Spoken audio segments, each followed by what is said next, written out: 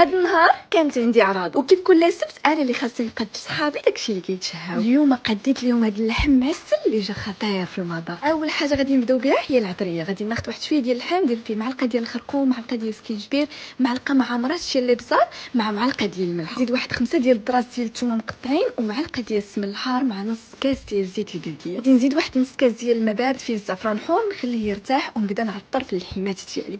نزيد عليهم داك الزعفران الحر اللي خلينا، ونبدا نشرمل في اللحمات ديالي مزيان.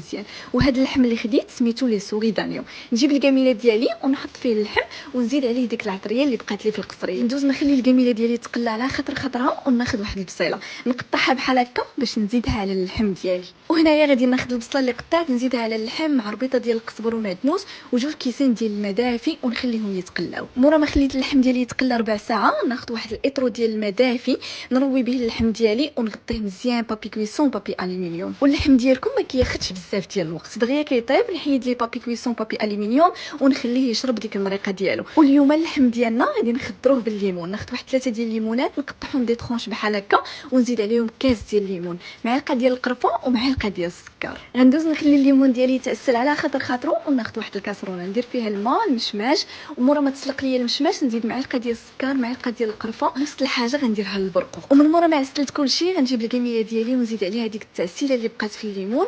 وما يمكنش على بنه وعلى مذاق كيجي في هذا اللحم هذا. بصحه وراحه.